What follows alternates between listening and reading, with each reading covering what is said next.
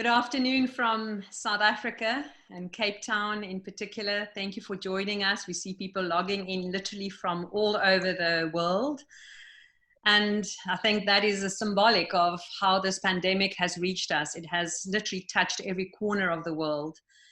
And we are joined by a number of panelists who I'll be introducing to you shortly.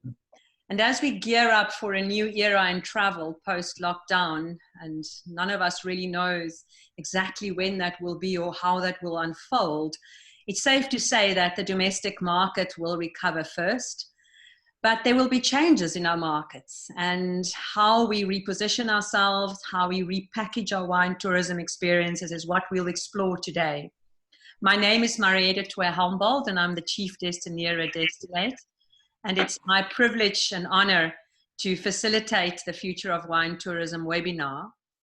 Our aim with the webinar is to present an opportunity for you to engage with experts and wine tourism pioneers from around the world, and to bring you something that's packed with practical and thoughtful guidance, useful advice and interventions that can help us as an industry to gear up for a future where our freedom of movement and also our interactions as human beings have been fundamentally and forever changed.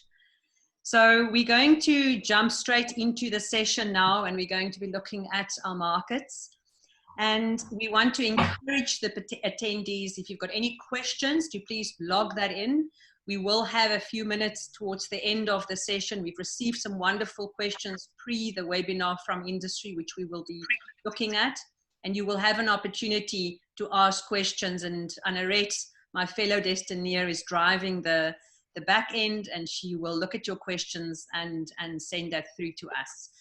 So without wasting any more time, let's look at our markets. We're going to be talking with Thapelo Mokoena. He needs no introduction here in South Africa. He is one of our most loved public figures, an actor and a wonderful friend, but also in recent years have embarked on his own wine journey with Nero, and he will share a little bit with us on that.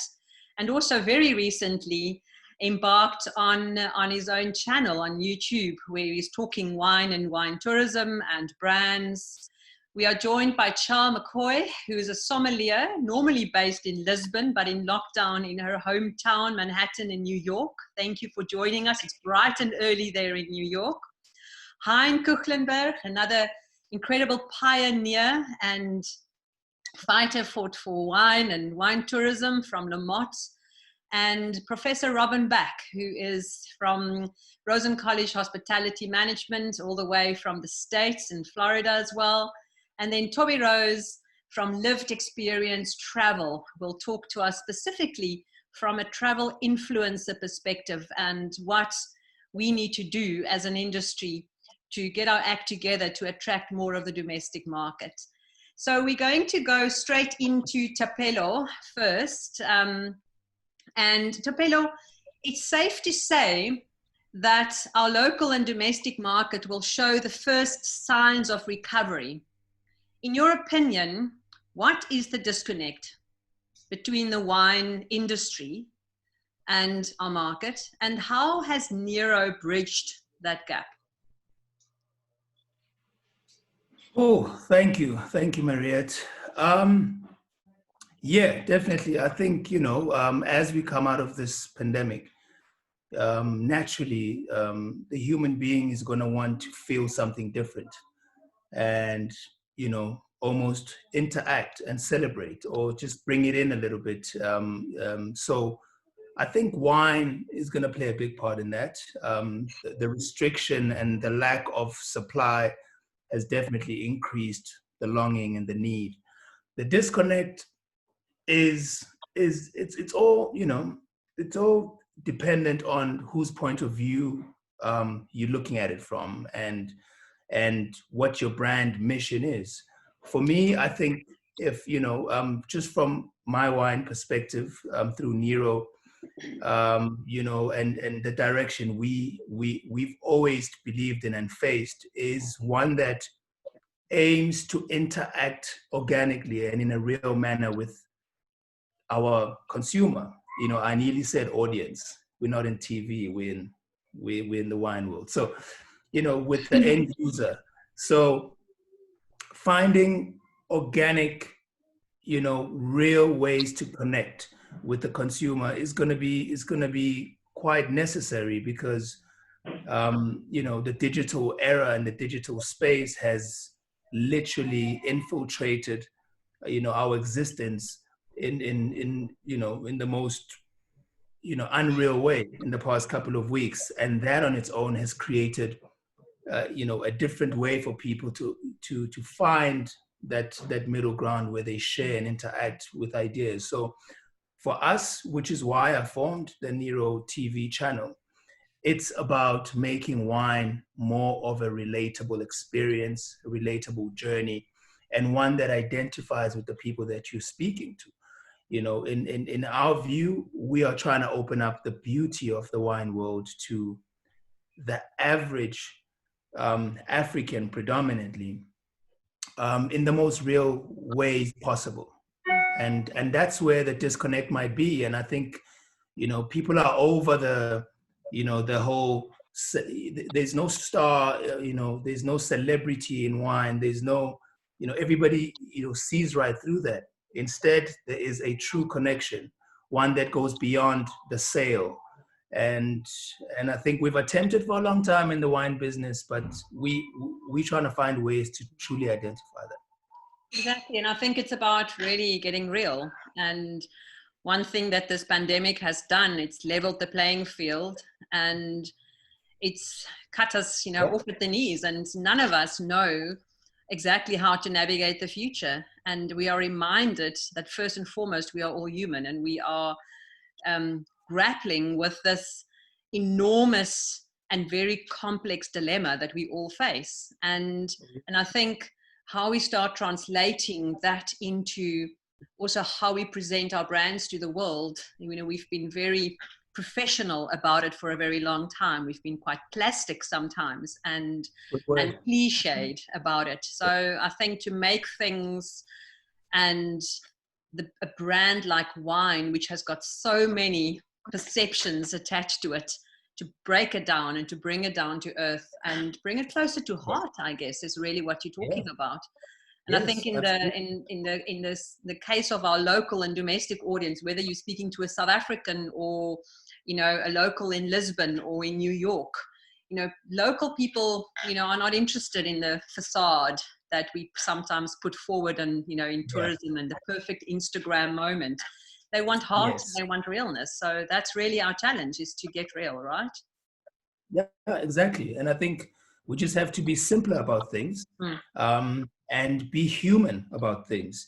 You know, right now more than ever, it's quite evident that we all need one another, and for survival, not just for leisure, for survival. So, you know, stripping it down to, even if it's a sale, for example, the Heineken commercial that sells Heineken, the brand, but in the commercial, the leading man says, "No thanks, I'm driving." Do you understand what that is? That is just a moment of a human moment where an individual makes a better decision. But ultimately, the bigger brand is sold. So for me, it's the guy next door, it's the girl next door, it's the woman next door, rich or not, famous or not, nobody cares. Give me the experience, give me the truth. How does it feel to not have wine in the past 3 weeks? Tell me about that. It's hard. Maybe, you know, and then let's meet somewhere. So I'm in tune with the human journey, and I'm almost obsessed with it now, because from a TV and film point of view, we create stories for human beings and we write stories for people. And as an actor, I portray people. But to now change the dynamic when I'm selling a grape would be a big loss. In you know, it's right there. It's a human interaction. Correct. It really is all about that. Char, you are locked down in New York. It was lovely when we just connected before the session started, and I heard that New York noise in the background. It seems like the sirens are back, and that things have heated up there in the background. And but normally home for you, or second home, is Lisbon, and you're a global citizen, right? And you are very familiar with the category of wine. You're an incredible advocate for wine, but also for wine tourism. And I met Char online, really, when I was traveling through Portugal, and she was getting excited about me falling in love with Portugal and its people and its wine. But how do we bring this category of wine down to earth? We started talking about it now. And how do we make it more desirable for the local market? It can be quite a complex category. It's it's loaded. It's being seen as something quite elegant or sophisticated. But how do we bring it down to earth? In your experience, it's interesting because Thapelo actually took some of my response immediately. So the key word that I had here was also humanizing the wine experience. I feel like yes, we make wine in the US, in California, Oregon, Washington State, in the smaller, in smaller areas or subregions in New York, Virginia, Texas. However, most of the states we're not a wine country in that perspective. Like, we didn't grow up with that. And so when I'm looking at the American market who are traveling to South Africa or who are traveling to Portugal for me to host them there, what they really want is not, they'll go to Napa if they really want the limousine and all of the sparkling that they want, but they really come to me because they just want information. They want education.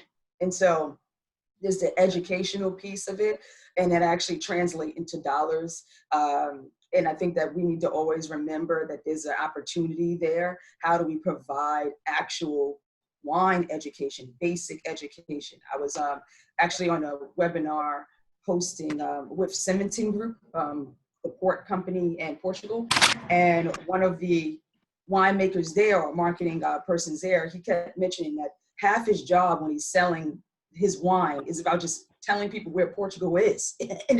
So it's this kind of education that has the component. It's not just about pushing the brand or just like taste this. It's first starting with how do we educate the consumer? And then from there, we can actually market to them. And I feel like a lot of times you can hear that they're lost. It's a hard place to start from to say, come visit this winery, taste this great. Oh, you're gonna love it, when they don't even know what to compare it to. So I feel like just doing that basic 101 may take an extra step at the winery level. But in order for them to actually know why your location and destination is so special, you may have to tell them about apartheid in the beginning. You may have to bring them into a lot more historical context, which would have normally made it impossible for someone who looked like me to be here. So I think that they'll appreciate it a little bit more if you actually do that connection. I also have the idea of storytelling. And, in the restaurant, when I'm working wine events, I'm literally trying to make sure that I storytell, meaning talk about my time when I was in Stellenbosch and when I was in Cape Town or when I was in Bot River. So when people understand, they want to actually, they could read some things straight off of bottles, right? But for me, it's like, how do I make it personal? And so that's an additional connection, being in both the wine industry as well as in tourism, that I give. And I think that making sure, and I know we'll talk about influences later, that who you choose to be your representative, and that can be on the ground or actually writing the language on your website or on your post, is coming from on a voice of someone of authenticity and transparency that people love most. I love that. And there is no room to hide. I think authenticity, trust, and being true to brand and who we are is going to help us get through this. And it's that vulnerability that we need to show as brands. We don't know all the answers. We don't necessarily know how to navigate this, and to be open and honest also with our consumers and our customers. So many of the small businesses I'm working with in tourism at the moment have said to me, Mariette, we don't know what to say, so we're just not saying anything. And I want to really encourage attendees and businesses from around the world is to open up, and as Thapelo and as Char said now, it's like, show your heart to people. Start by telling that story. We are in this together and we will get through this, but we need to be able to move forward with that sense of hope and that sense of truthfulness to who we are. Hein, sorry, to add to that, that as long as we're not actually trying to, I feel like because I hop around to different regions, spent 2 months in Chile, you know, just working with wineries as well, and understanding that everyone has like one goal in their head, whether that is Napa Valley. I think Thapelo mentioned this too, is just be who you are to your consumer. And so knowing who you are first and knowing that's your market, instead of trying to strive to be the next Napa Valley when it comes to tourism, you know. And I think that if you look at it like Napa Valley may be Disney World, you know, just kind of knowing your place in the market and understand how to actually navigate that. Instead of every time I speak to a winery, they're like, oh, but they're doing it great out there in Napa. We need to follow. I'm like, no, that means you missed it. What are they coming here for? They go to Napa for that. And I think that is you have a stronger place in the market, giving people different type of opportunities there. So I just wanted to add that one. Thapelo, you wanted to add one thing there before we move on? I think Char and I are just going to be stealing each other's notes. This is great. I love it. Well, you touched on, I wanted to say it, but you touched on it beautifully. And I think by understanding who you are at every given point as a brand or as a business, automatically helps the consumer identify with you. You know, when I set up Nero TV, the mission was quite simple. I'm exposed to a level of wine making and producing that I believe the average South African, if not African, is not exposed to. But also, I'm brand new to wine, like 3.5 years. I almost know nothing about wine, but I know a whole lot more than I did 3 years ago. And this is the beauty. Wine is not just it's not just a Char journey because she's so well experienced and well versed in wine. Wine is also for the curious person who knows absolutely nothing about wine, but stands a chance to fall in love, stands a chance to know a bit more than they did before, or stand a chance to identify with a human story. And I think that's why Nero TV, the first episode of the channel, I open it up with, listen, I don't have all the answers, but I'll show you what I'm seeing in my show, you know. And I think that's sometimes people buy in fact, all the time, we buy into human stories, not accolades. Exactly. Robin, a thought from your side before we get on to the next. Yeah, no, thank you, Mariette. Just on that subject, you know, I teach wine as well to undergraduate students. And I try to teach it in an unintimidating way because I think so often the wine industry is its own worst enemy at making wine an intimidating topic that people are scared of. So when I teach my students, I start every semester by saying to them, how do you tell if a wine's a good wine? And you get all these blank stares. And it's easy. If you like it, it's a good wine. You know, and I tell them, at the end of the day, it's fermented grape juice.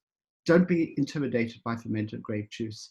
And you like what you like. You don't have to like what someone else tells you should like, or dislike what someone tells you should dislike.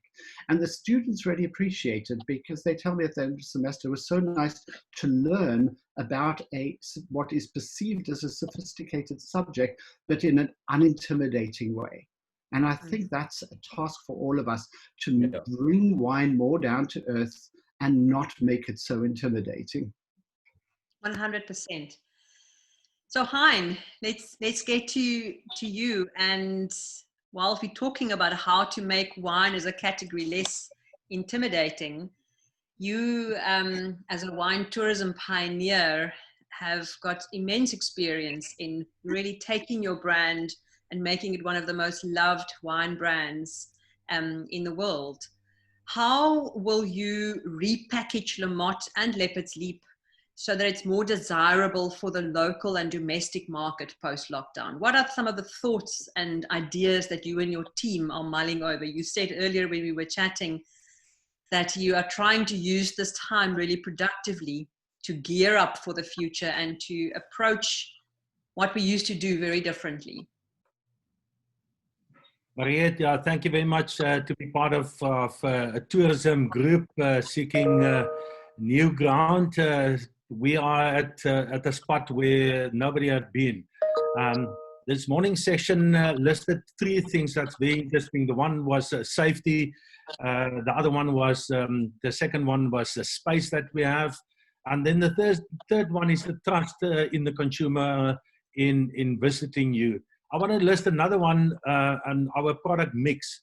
I think we have a diverse product mix of experiences that we cover over many years now. We maybe not all lucky like Charles Beck, that put Spice Route on the map with all the different product mixes at one spot.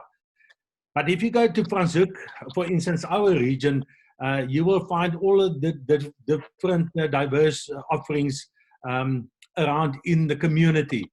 And I think moving forward, we as wine brands need to work much closer together. I believe that the local tourists can be as sophisticated as the international travelers. And there's a wide variety of offering to choose at our wine farms. For instance, La Motte is much more historical, classic, and exclusive, and Lepeslied is much more trendy. But what would be important is to make the offering more affordable and less intimidating. I'm a great believer that we as wine people make wine too complex and too intimidating. Customization, be opening to adjusting your offering, also include the offering from your region. And I think we have to work very closely with our local tourism body to create special packages of local hospitality, neighboring wine farms, guest house communities. Focus on the outdoor, clean, and a safe space. We have the space. That's one thing that South Africa is known for, is to have a clean space. Let's use that much better. I don't believe we should compromise on quality, but we should rather focus on something that would be within the financial reach of the local tourist.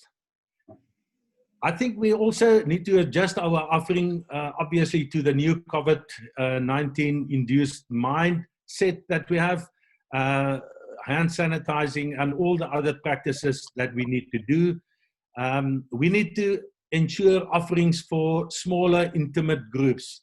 We need to get much more personal in our connecting with our consumer.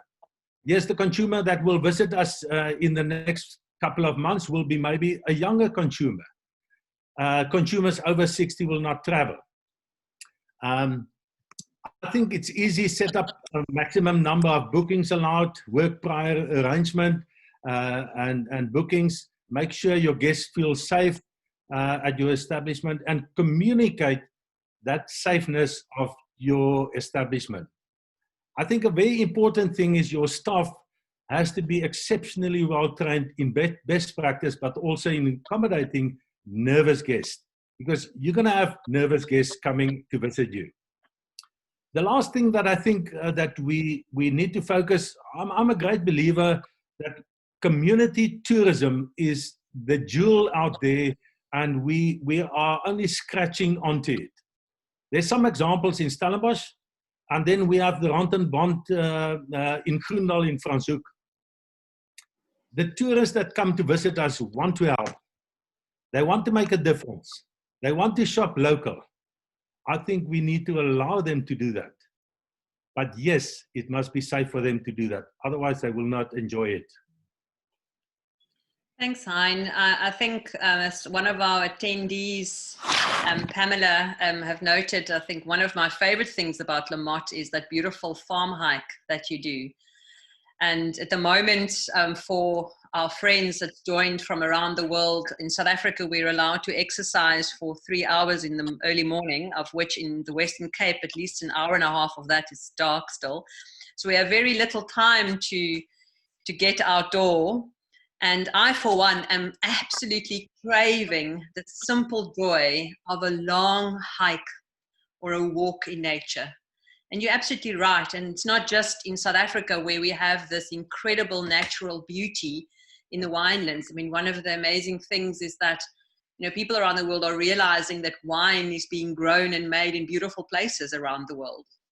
And And they're not just beautiful places, but they are wonderful communities that live within that space. And there's a beautiful and very rich ecosystem that wine tourism supports. And if you go for a hike at the Motte, you know, you can pick up your picnic at the farm that's made, you know, and contributed to by some of the local bakers potentially, you know, and how are we starting to share these stories? Is there a local guide that can walk with people?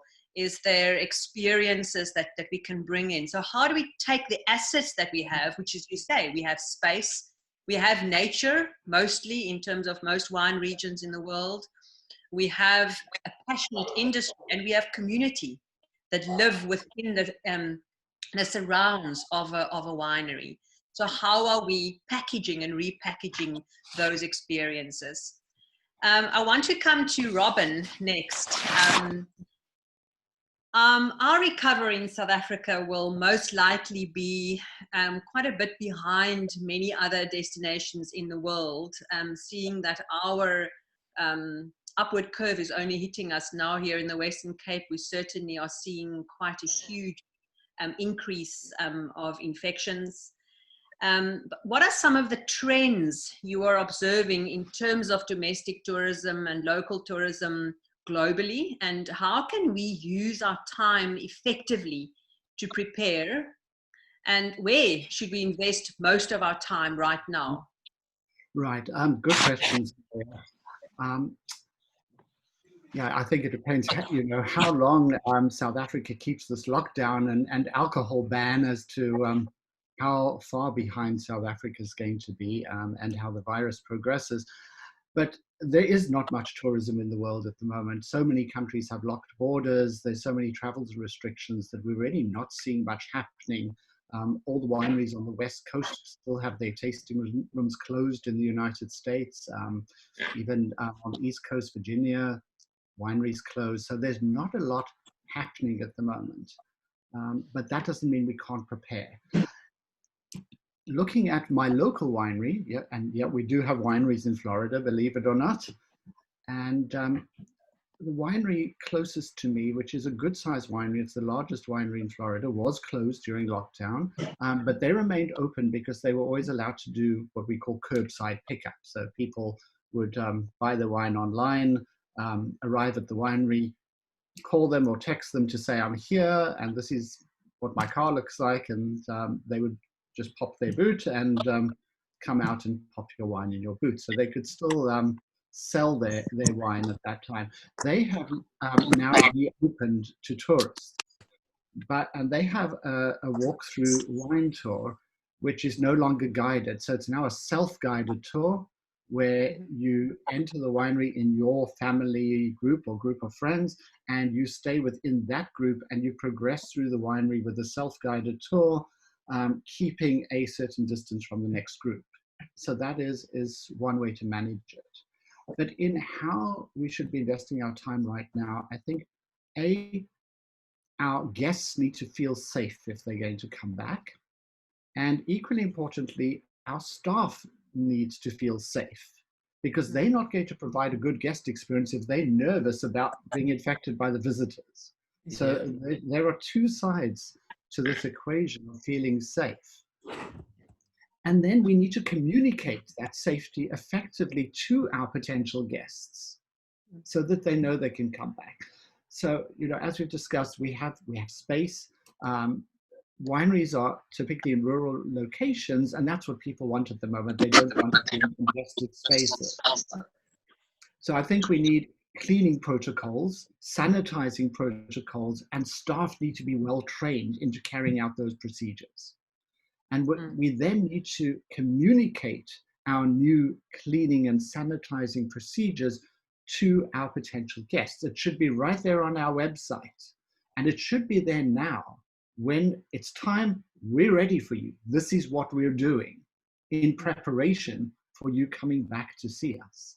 I think that's key. Start preparing people now for when they come back. Let them know that we're not just sitting there waiting, we're doing something about it. So we need cleaning protocols, not just hand sanitizer, but we also need to make sure that touch points are regularly sanitized, that there's social distancing. I think initially we'll need to do wine tourism by appointment. And we can start now by investing the time and money in our websites to make sure that we have online booking functions, that we have the information about what we've done to make the winery safe, that someone can book a particular time slot so everyone's not arriving at the same time. So we stagger arrivals. I would recommend seated tastings initially rather than stand up at a counter, so that you arrive, you know you're going to table number 2 and it's already been sanitized, the chair's been sanitized, the wine is set, the wine is poured, you don't have to have someone hovering over you pouring wine.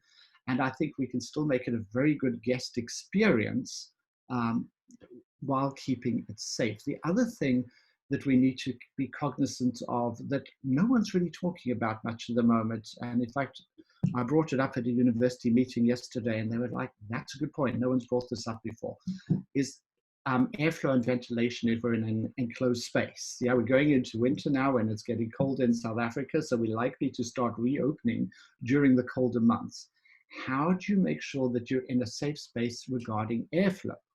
Now, you can keep the social distancing, you can keep the 1 meter apart as everyone's recommending, but if you have some vent blowing either hot air or cold air across the room and someone coughs or sneezes, because let's face it, we can't taste wine with a mask on, and those droplets blow across the room, then our meter apart actually doesn't matter. So we need to think about airflow and ventilation as well. Of course, once we get into the summer months, we can have outdoor picnics where you have your picnic already laid out for you when you arrive. You've booked it, you go to this particular picnic spot and you've got your food, you've got your wine. So I think there are a lot of things that we can do, but we need to make sure that we are ready. Fantastic. I think those are very practical guidelines, and that's it. We've got to get practical here. You know, I think we've been the first few weeks, we were overwhelmed by the just scope of this crisis and in panic mode, but now we've got to get really pragmatic, and that's what we're trying to do here as well, is to share some practical insights that can help us and focus on what we are able to manage within our ambits of our own brands and our own businesses, and often it's little things that will make a huge difference to our consumer and to our traveler. And on that note, Thobi, thank you for joining us. We speak a lot about, you know, the importance of influence, and we've been talking about storytelling, and you know, influencer marketing has become all the rage in recent years, and there's been obviously both a debate for and against it, you know, and ultimately we know the real influencer is the consumer ourselves. But there is definitely room, particularly if we look at domestic and local tourism, for the industry to work closer with local influencers who they have an affinity with and who is a good brand fit with their brands to reach the domestic market.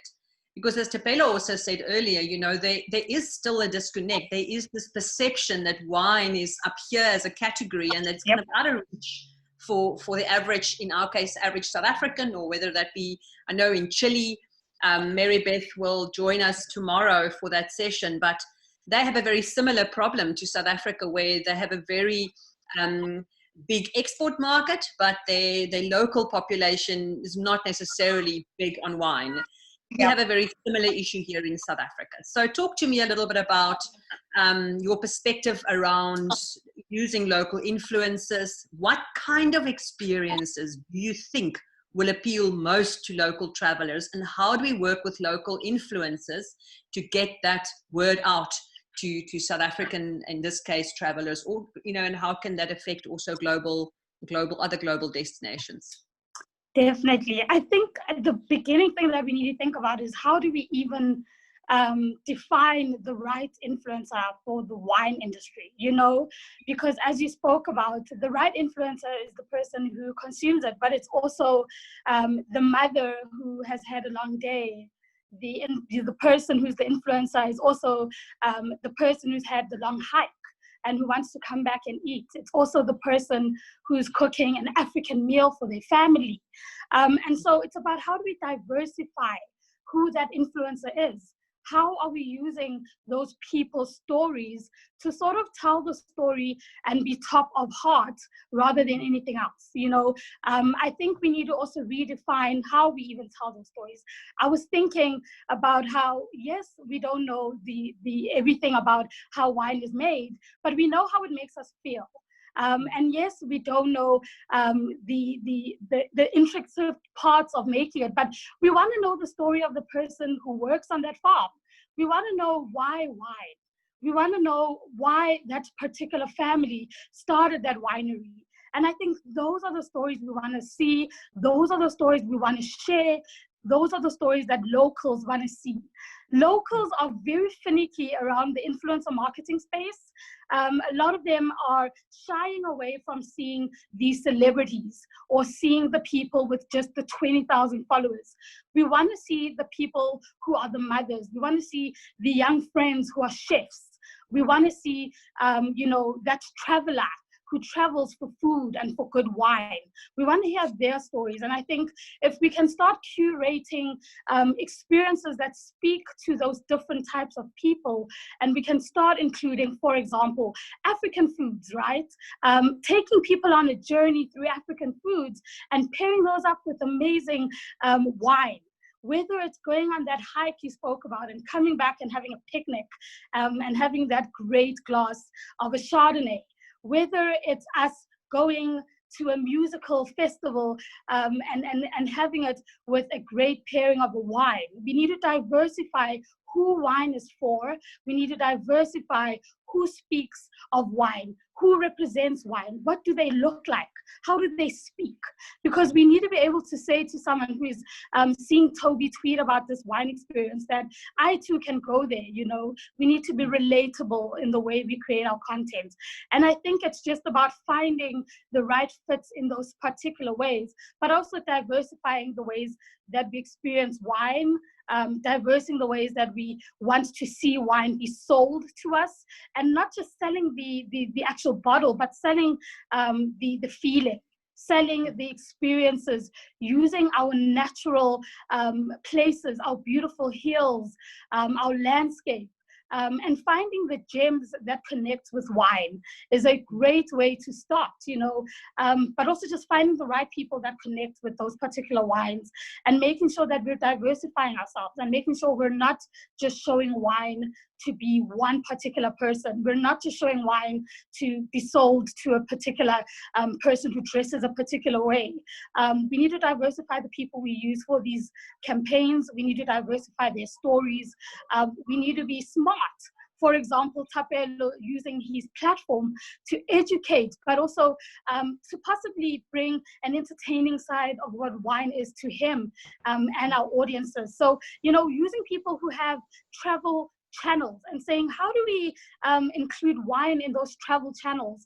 How do they speak on travel? How do they travel through wine? How do we allow people, even if they cannot physically travel, to experience that wine and to experience that feeling, through digital platforms, through YouTube, through having podcasts to educate, but also to bring those experiences to life. I think we just need to push the envelope in the way that we're selling wine and to make sure that we are top of heart more than anything else. I love that. Top of heart and not top of mind necessarily. Yeah. There's a lot of beauty in what you've said. There's lots of richness there. And for anybody panicking out there about not being able to scribble down all the notes fast enough because there's some gems being shared, we are recording and we will be sharing the sessions with attendees post the webinar towards the end of this week. So don't panic. And I think what one of the things that you said that really strikes a chord with me is that how do we bring diversity of voice and into this? Because for a long time, we've assumed that the conversation about wine should be by wine experts and tourism should be by tourism experts. But how do we make it more common? How do we make it more relatable and bring it literally into our kitchens and into our everyday life? So we're going to be Yep. spending a lot more time on this topic over the next few days, talking about how important visual elements is in the storytelling, particularly now as we are traveling virtually for the next few weeks and months. Char, you wanted to add to that, and straight after that, we're going to jump to Thapelo. He's also had his hand up. So Char, just give us some of your insights on this point. Thank you. And I think Thobi, yes, eloquently and beautifully said a few things that resonates with me in my work. Because wine, I also wanted to add to that, brings people together. So if that was the summary of everything that you said on the end, I would end with that note, because at the end of the day, when you look at diverse cultures, and that's the reason why I chose Portugal specifically, with the amount of Angolans, Mozambicans, Cape Verdeans, Sao Tome, that's in the heart of Lisbon. And that also includes Nepalese, also citizens from Goa, et cetera, that's there. So the reason why that makes Portugal so popular is all the places the Portuguese has explored to, but also the amount of cultures that has now come to Portugal for more opportunities. So it's a winemaking country that has a diverse culture and a diverse food culture, but however, it needs work with tapping into that. And so my event called The Communion that I do, the idea is using wine to create community.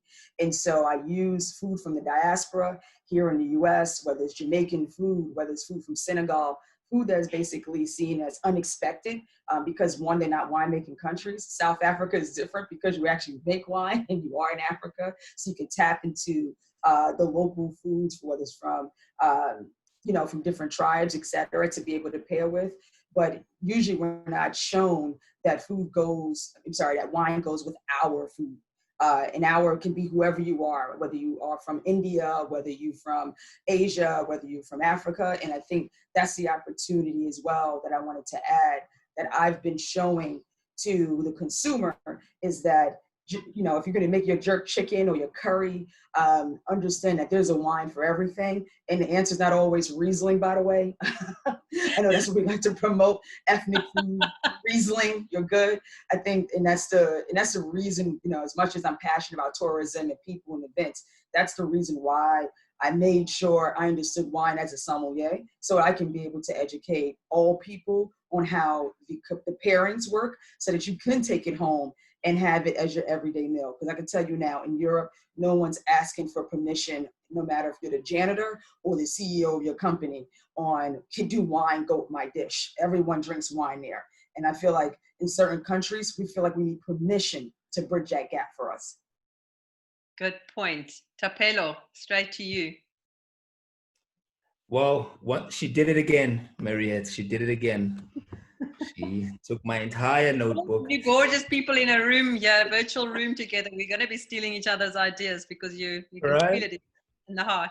I think, just to sort of seal that thought, it goes back to the truth. It goes back to knowing who you are at every given point, whether you're a person, I suppose, a business, or a wine.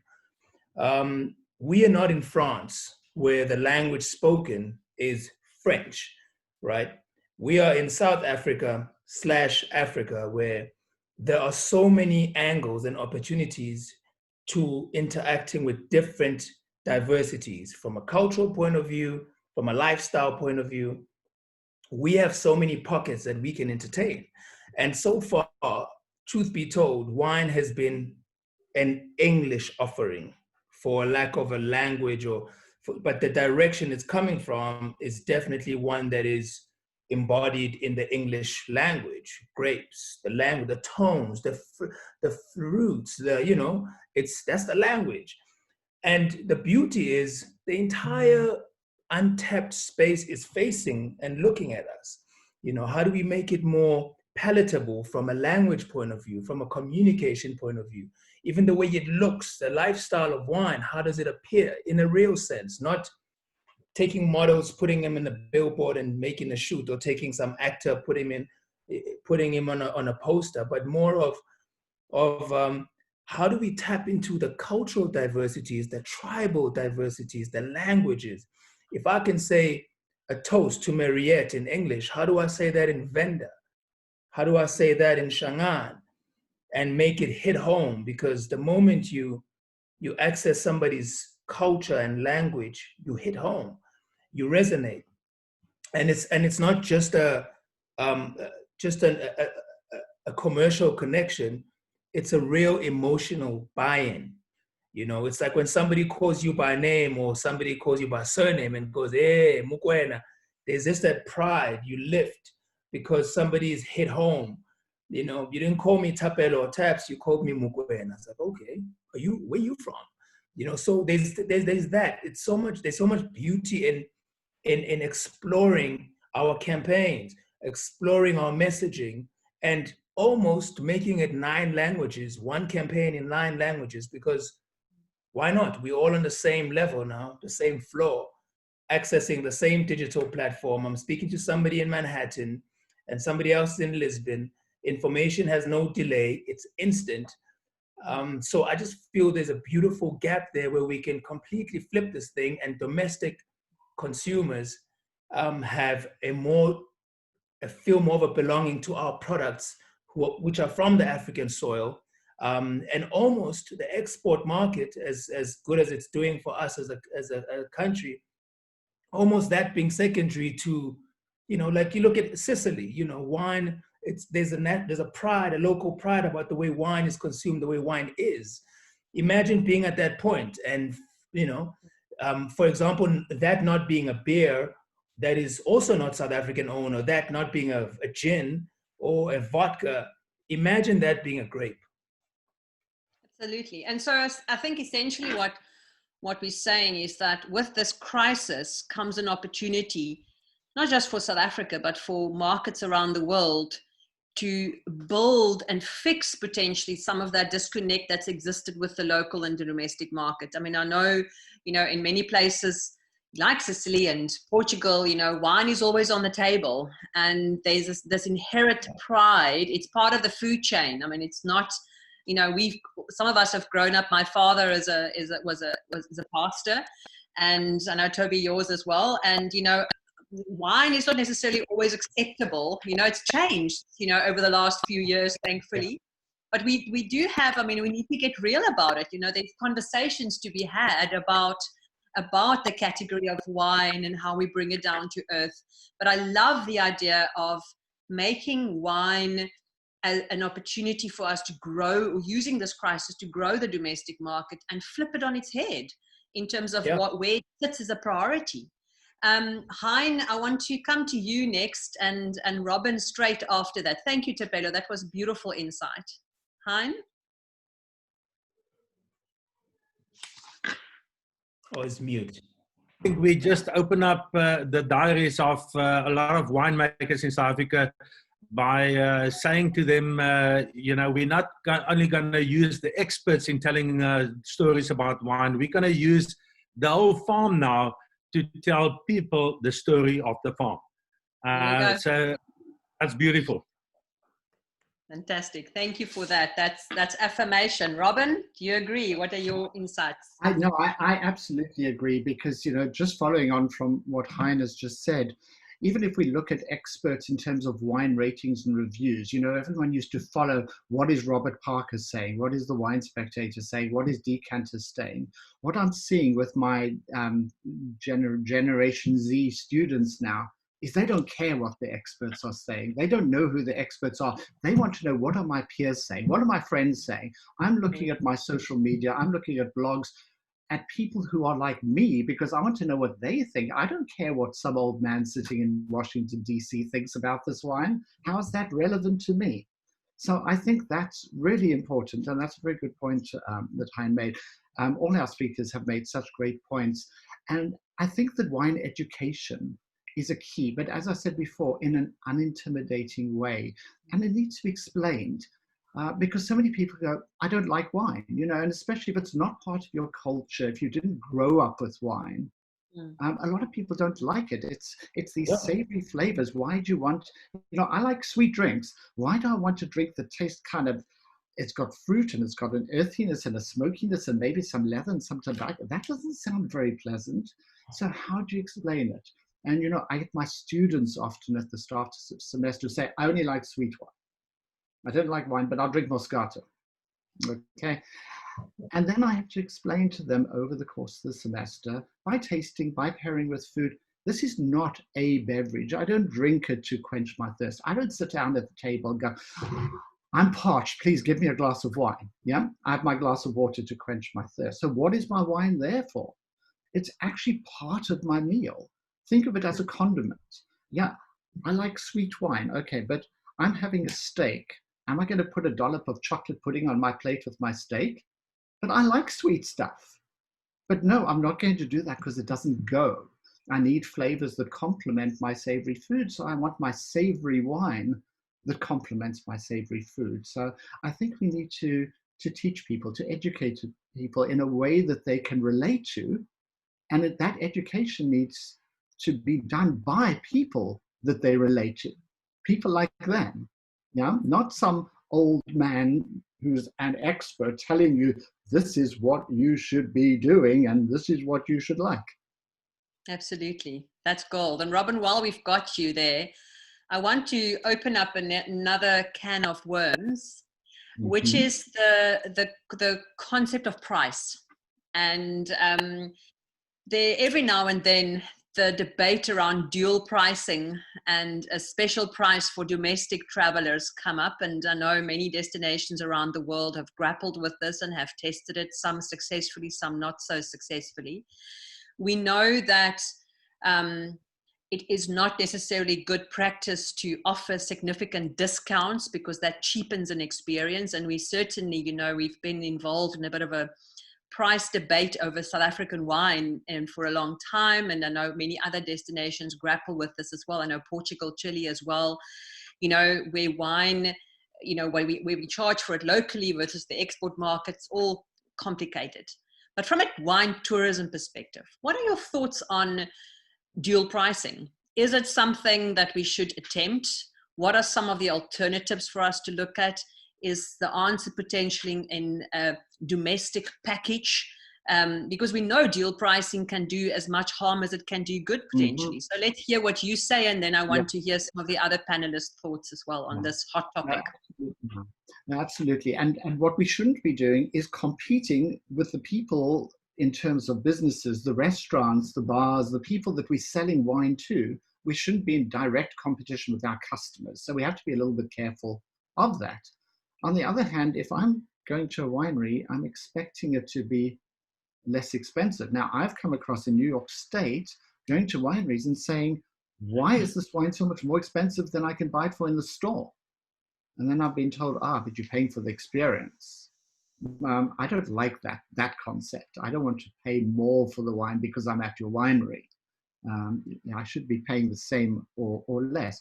But I think one of the ways that one can package it to offer a discount to the local market without cheapening it is you can have loyalty programs, you can have wine clubs, you can even give free membership of those wine clubs to locals so that you can offer them a club price or a loyalty price that is different from your regular price without advertising a discounted price that is going to engender ill feeling due to dual pricing.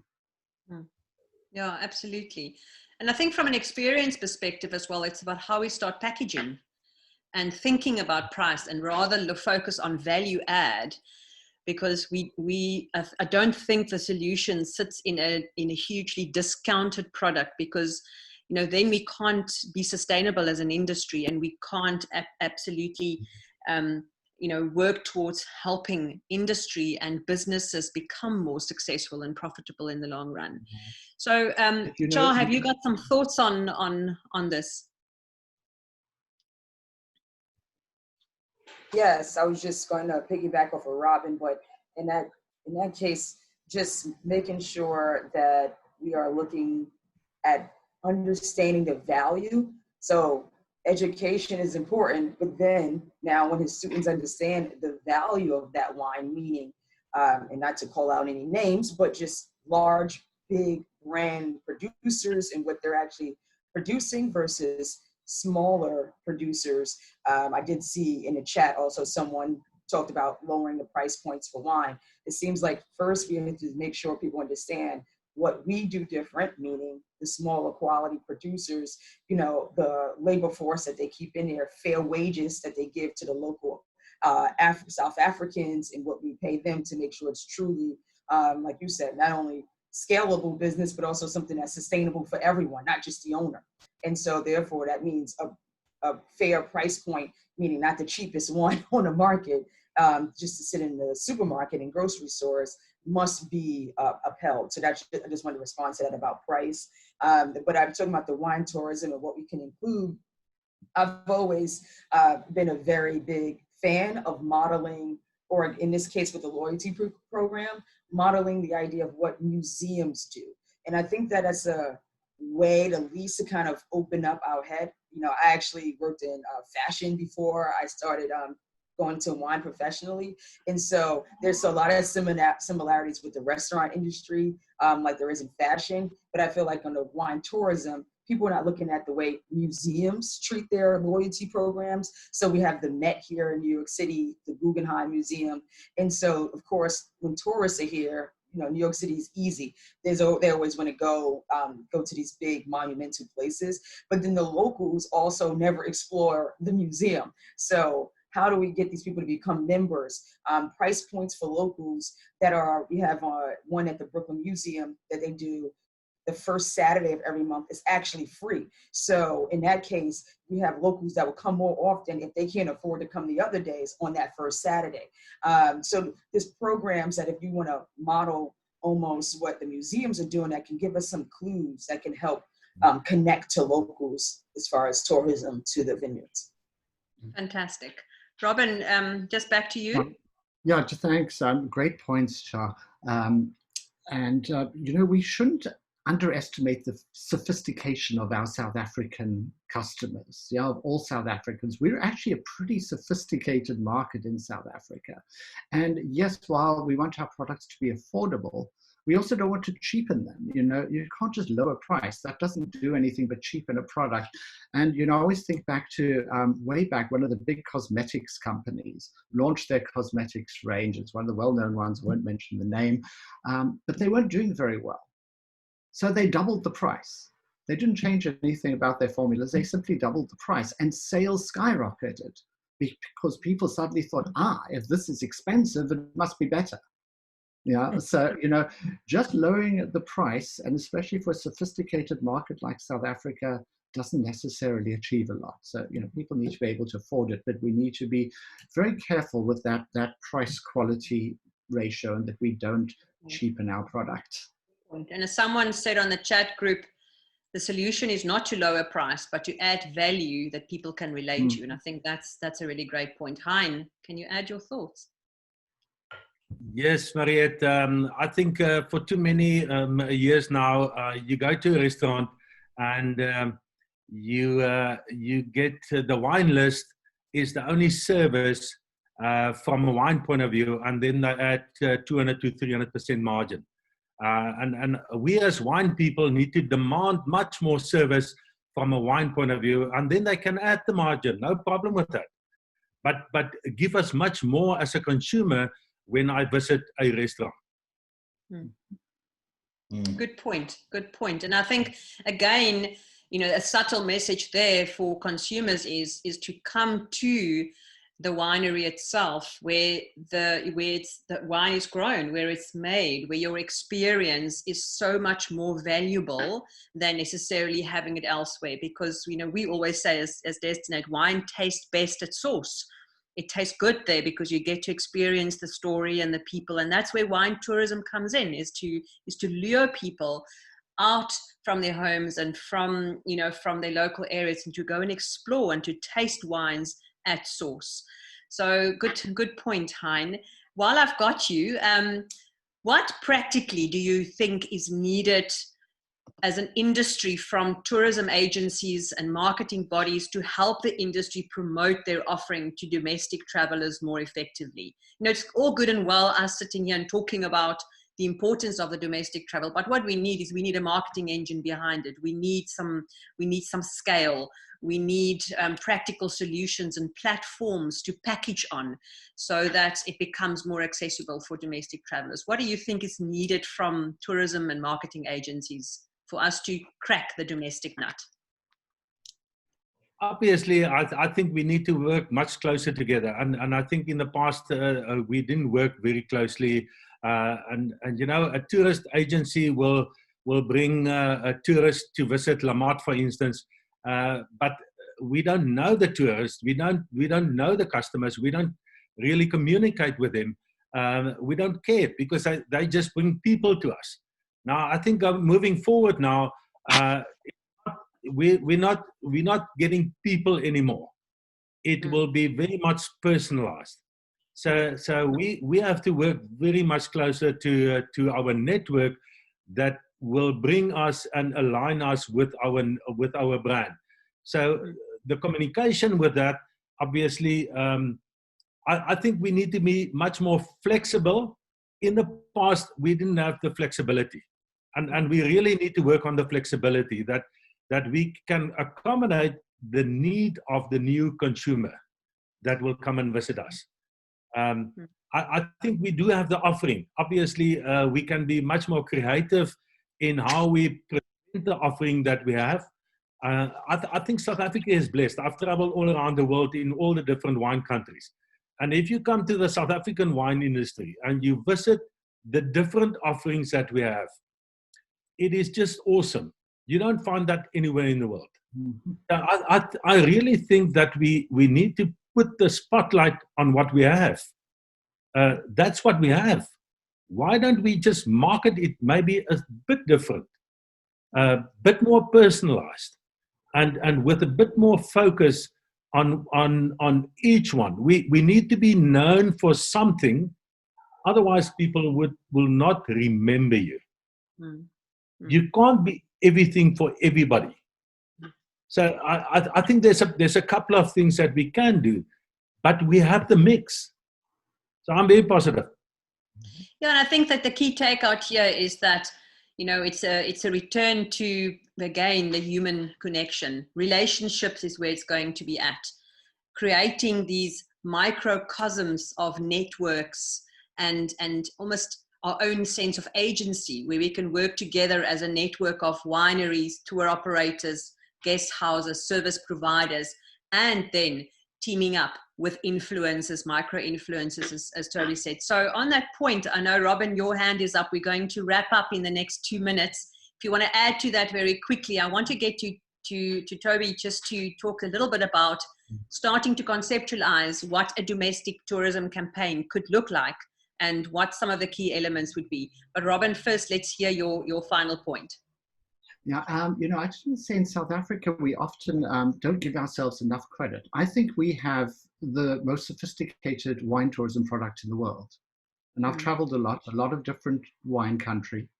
I think we have a more diverse and sophisticated product than Napa Valley, to be honest. I've seen the Napa Valley product, the quality decline over the years. That's my personal opinion. But I think we have a great product. So we have a lot of strengths. And we're taking a break, maybe an involuntary break, but from our international tourists. So here's a slogan for us. Now it's your turn. You know, that's what we should be telling our locals. We're pausing from our international tourists. Now it's your turn. We're going to pay attention to you. Come see us. Come see what we have to offer. As long as we don't stop paying attention, right? Once our international visitors return, I think it's a fantastic opportunity to make sure that we get that balance right. And we're not alone. There's many destinations of attendees joining us here today that also grapple with, you know, they might have a strong domestic tourism culture, but again, the category of wine and wine tourism might be seen as something quite exclusive. So we've had some really rich content coming through in today's session. And Thobi, I want to come to you and ask you if you could design the perfect post-lockdown wine tourism campaign for the domestic market. Give us just a glimpse of what that would look like. And who knows, maybe we could make it work. I know there's some comments coming through on the chat group about tour operators saying they'd like to work closer together with the wineries and with customers themselves. So I think essentially It is about bringing a couple of role players together and saying, let's create something here that's very different from a formal or a kind of a tourism board campaign. Maybe we do something that is a little bit more authentic and real. I think Thapelo touched a lot on this, you know, speaking about how do we hear, how do we see, hear, experience brands.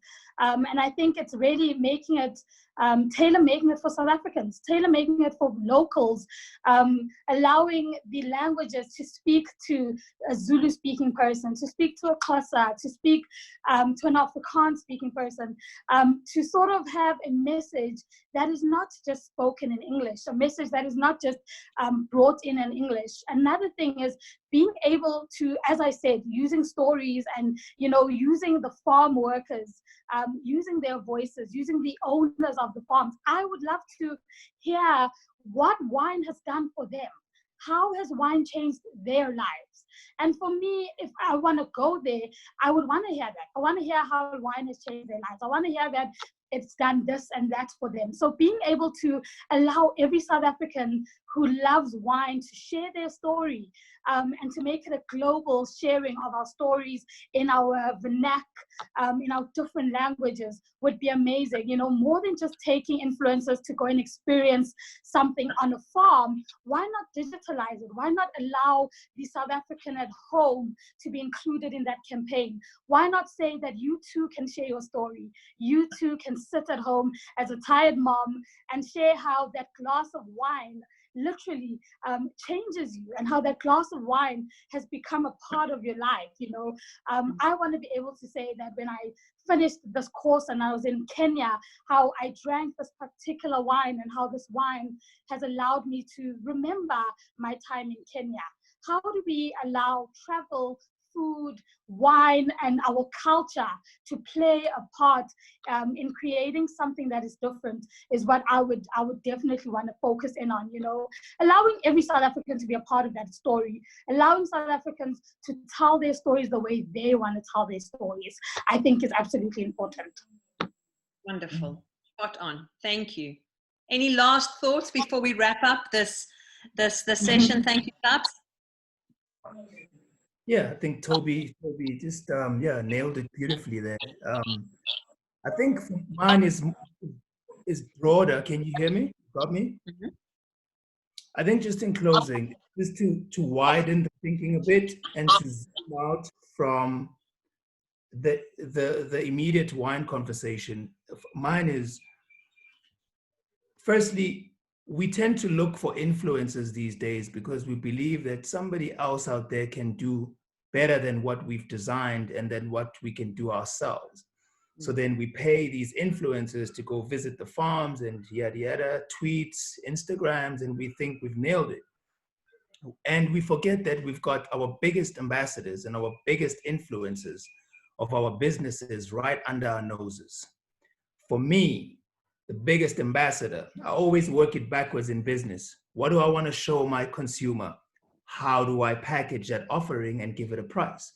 For me, the most important ambassador and the story that I don't think has been told yet is the story of the worker who works at the vineyard, the story of the guy who works on the actual field every day, and how the business impacts and influences them, fair trade, ///.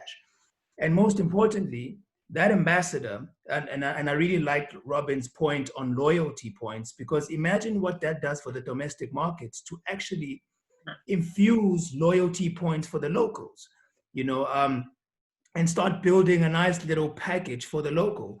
And what that does is it shows them value. And if your first ambassador is happy, which is your employee, chances are their household is influenced by your product. Now you've got how many ambassadors? 6, 7 in one household?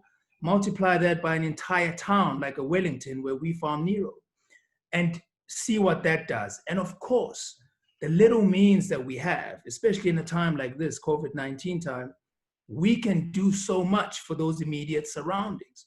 And trust me, consumers ask a lot about the town in which the wine comes from over and above the wine. So if your ambassadors can echo and sing your greatness to the outsider because of how you genuinely impact their lives, then we've got a brighter future with more customers locally than anywhere else. So first ambassadors before the world of digital influencing are the people that work for us, the people that sell our product, that communicate our product. What is that different narrative that they're telling compared to what's always been told? Some are doing it, I'm sure, but I think that's a good space that we could move into. Take care of your immediate and first ambassadors. That's a great point to wrap up with. I think, you know, we've got to be a lot more honest and vulnerable. And as Robin made that point earlier, you know, a lot's being said about how are we making customers feel safe? How are we listening to what customers want and need? I think part of this holistic solution is how our teams are seen and recognized, not just in terms of how our future offerings should look like and feel like, but also what our story should be. Thank you, everybody. It's been a really, really enjoyable session, full of rich content, too much to just wrap up in a few sentences. But I've really appreciated it, and I know our attendees have found great value. There's been beautiful interaction, and we look forward to sharing some of the insights that you've shared with the global industry post this webinar. Thank you for joining us, and for those who've not registered for the other sessions, there's still 4 more sessions to come over the next 2 days. We hope you'll join us for more of these kind of conversations as we keep it real and make it a lot more human and personal going forward. Thank you, everybody, for joining us. Thank you, Mariette. Thank you, Mariette. Thank you very much, Thank you guys. for having me.